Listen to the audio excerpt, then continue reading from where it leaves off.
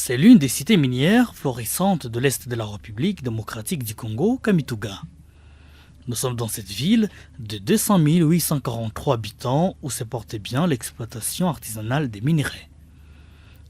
Plusieurs études menées à ce sujet estiment à plus ou moins 15 000 personnes, y compris les femmes et enfants associés à ce genre de travaux de forage, des transports,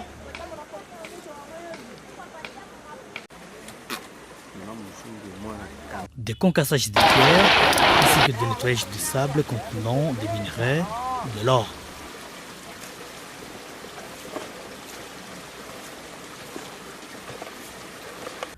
La raison? Peut-être pour tenter d'améliorer leurs conditions de vie. En réalité, le fruit de cet effort revient aux patrons de puits, les acheteurs d'or qui financent les travaux en commençant par le forage des pierres jusqu'au nettoyage des sables. Ainsi, leurs conditions de vie ne sont visiblement pas bonnes, quoique vivant autour de ces gigantesques carrés miniers.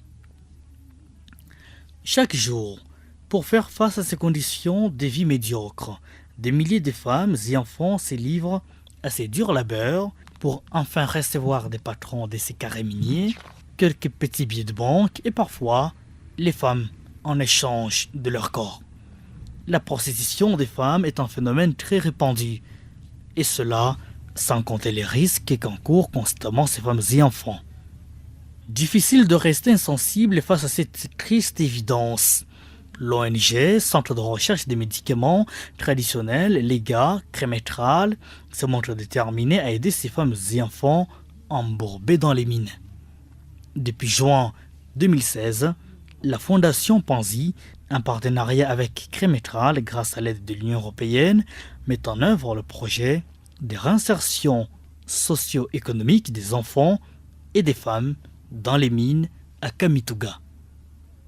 Il s'agit d'une prise en charge holistique de ces personnes sorties de manière progressive des carrés miniers, notamment les femmes, les enfants et autres adolescents.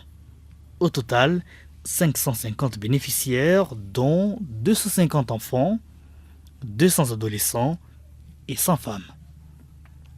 La prise en charge, il y en a presque pour tous les goûts. Les jeunes reçoivent une formation professionnelle de 6 mois en mécanique générale,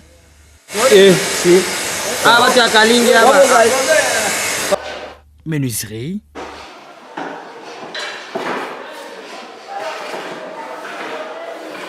soudure et ajustage.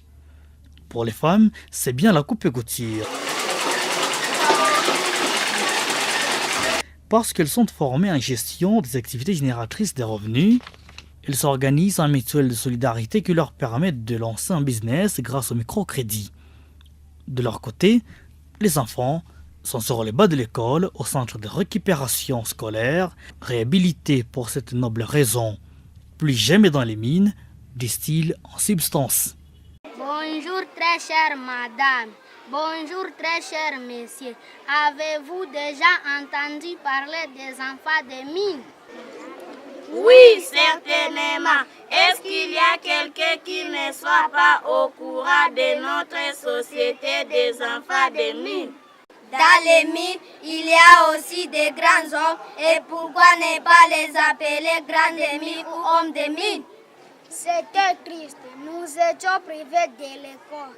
Alors que les autres enfants y vont. Notre place était dans les mines, parfois bâties, maltraités par les aînés. Nous sommes nourris, soignés et étudiants dans les bonnes conditions. Mais nos amis sont encore nombreux dans les mines.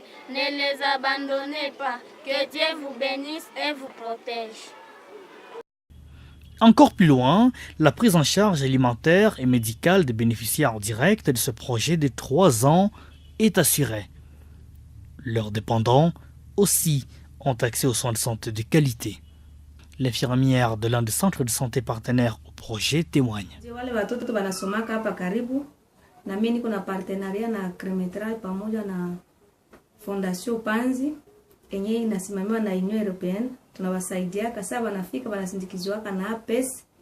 Ule APS akibafikisha tunaanza bapima tunawapatia kwanza kipimo ya homa, tunaangalia pia kama viko malaria mdamu, tunawapima, tunawapatia dawa, na ile yote napitia kupitia uhusiano yenye tuko nao katikati ya ile Cremetral na Fondation Panzi yenye nabewa na Union Européenne. Des sensibilisations sont menées sur terrain en vue de convaincre ses concitoyens à abandonner ce métier en raison du danger qu'il représente sur leur santé et leur avenir.